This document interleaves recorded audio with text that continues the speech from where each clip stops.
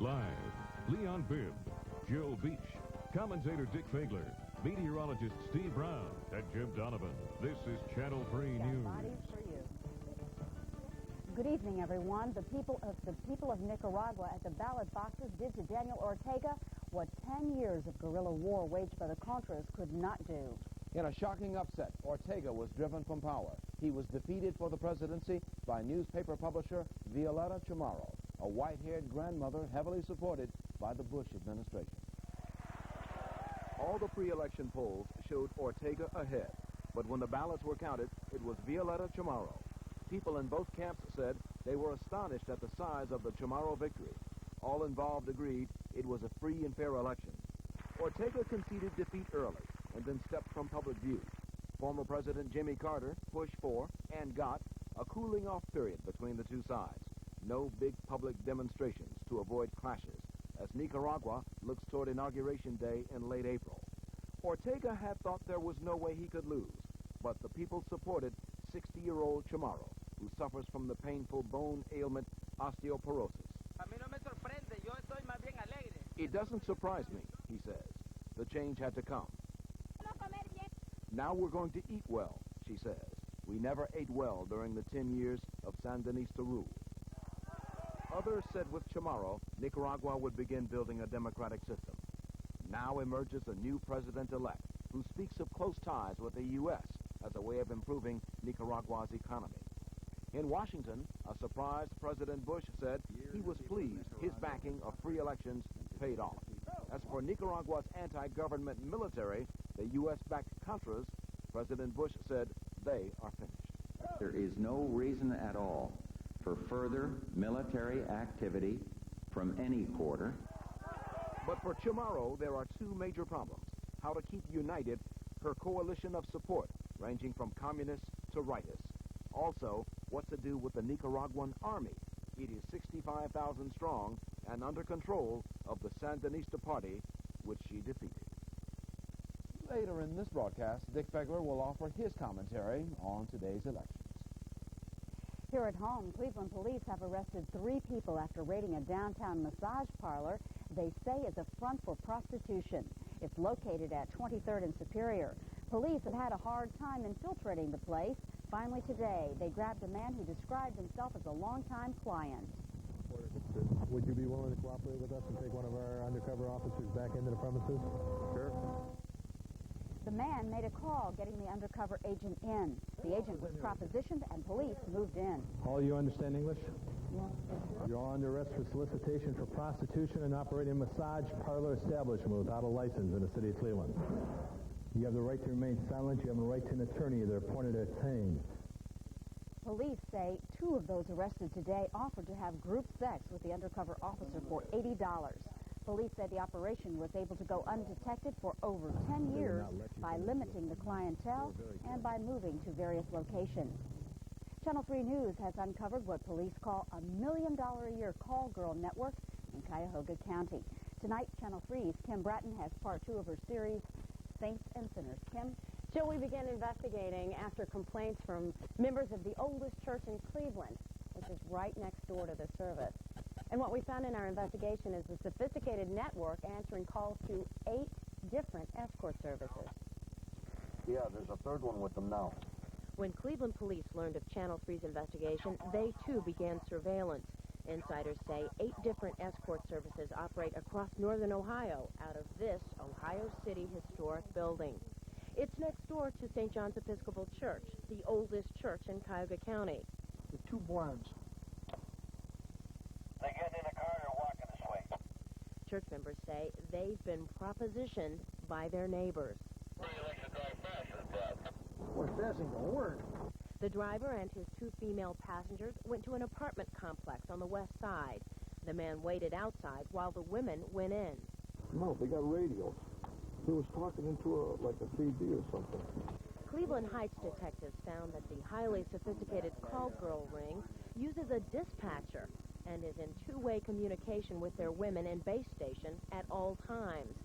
The driver comes to the door with the woman and takes payment, in this case, $260 for 1 hour. Just tell me exactly what you want, okay? Be frank. Okay. I do. I'm nude and lingerie modeling. Yeah, I can bend over and stuff like that for you. I do spankings. I do golden I do I do myself, and I do back dancing. Push-ups. That's a new dance over top of you. I get as close to you as I can without touching you. And I can blow you. The woman was educated in what the law considers prostitution and extremely careful not to verbally offer intercourse. What did you want me to do? The woman began with a dance, but got no further. It's a go. You're the female. It's a go. You're under arrest for prostitution. What did I prostitute? She says she's 23 years old, working for an escort service network with operations in 4 different cities, including Cleveland and Columbus. She'd never been arrested before. The woman brought 2 sets of handcuffs, a whip, lingerie, and at least 10 other so-called marital aids for her date. Cleveland Heights police charged her with prostitution and her driver with complicity of prostitution, both misdemeanors. Both pleaded not guilty and have asked for a jury trial. A spokesman for the escort services spoke with us tonight off camera, and he admits they provide what he calls adult entertainment, but denies prostitution. He says if church members are upset by the escort service next door, that's, quote, their prerogative, he says. Tomorrow night, we have the conclusion of this series. Thanks, Kim. Leon? A rapid transit accident involving 2 trains tonight sent 6 people to area hospitals. It happened at Avalon and Van Aken in Shaker Heights. A westbound train hit another train stopped at a red light. Hospital officials told us that no one was seriously hurt. Damage to the 2 rapid transit trains was minor. The operator of the train that rammed the stopped rapid transit will be tested for drugs and alcohol. Cleveland City Council reluctantly approved an agreement with Shaker Heights tonight. Shaker had threatened to block the proposed Figgy deal tomorrow, but the agreement was not reached. The deal involves the Shaker Lakes, which Cleveland owns but leases to Shaker. Tonight's agreement gives the suburb a 50-year lease with a 50-year option. 5 councilmen voted against the lease, saying Cleveland should not give in to Shaker when the suburb still has traffic barricades between the 2 cities. But most council members say they don't want the chance of losing the Figgy deal. You know it's wrong. And if there were barricades all around in any other person's community, you'd be standing on this floor fighting tonight. Discrimination is bad. Class discrimination is even worse. I will not play Russian roulette with a project that is as close to being killed as this one. A project that, according to Mr. Miner from the Figgy Corporation, is already a year behind schedule. The agreement requires Shaker Heights to report back to Cleveland every year, and it says if Shaker does anything else to disrupt the Figgy deal, the Shaker Lakes agreement is off. Far-flung politics tonight are on Dick Fegler's mind as he offers comments on the election in Nicaragua. The United States sent people down to help Nicaragua with its election. Now it might be a good idea if Nicaragua sent some people up here to help us with ours. I know we like to think of ourselves as the great world teacher of democracy, but you know what they say, those who can't do, teach. In Nicaragua, they voted out the incumbent. If we ever knew how to do that here, we've forgotten.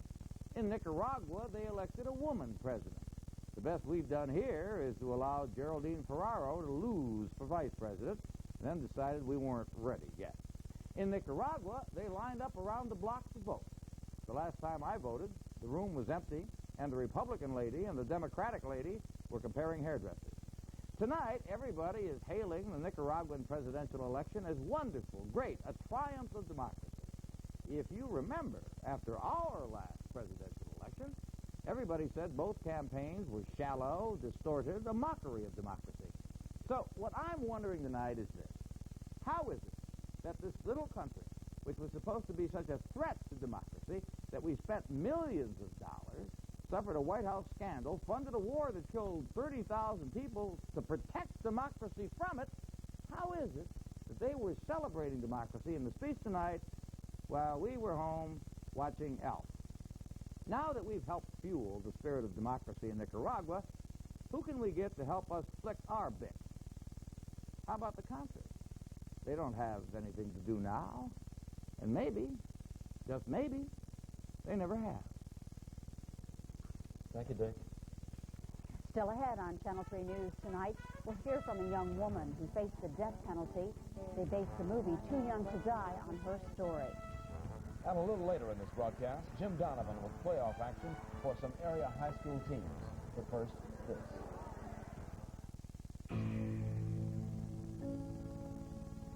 Conventional automotive wisdom has it that aerodynamic styling is often achieved at the expense of creature comfort. Which brings us to the unconventional new Dodge Monaco. One of the most aerodynamic cars on the road, and the roomiest car in its class, Japanese or American. It lets you be a big fish in a big pond. Don Adams for White Castle. It doesn't take a secret agent to realize that White Castle has 100% beef hamburgers, steam-grilled on a bed of onions with fries and soft drinks. A smart value every day. Would you believe a fish sandwich and a regular order of fries for just 99 cents? Missed the dollar by that much. Now I'm eating at White Castle and loving it. Hello? It's the taste of time. White Castle.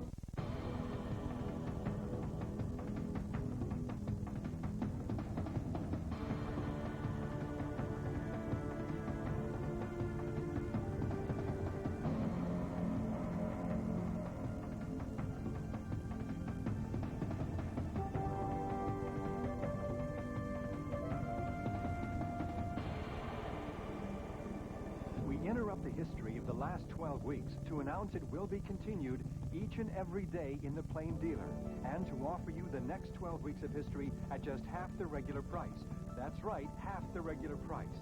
To save 50% right now on a Plain Dealer subscription, just call 1-800-231-8200. That's 1-800-231-8200 to save 50%.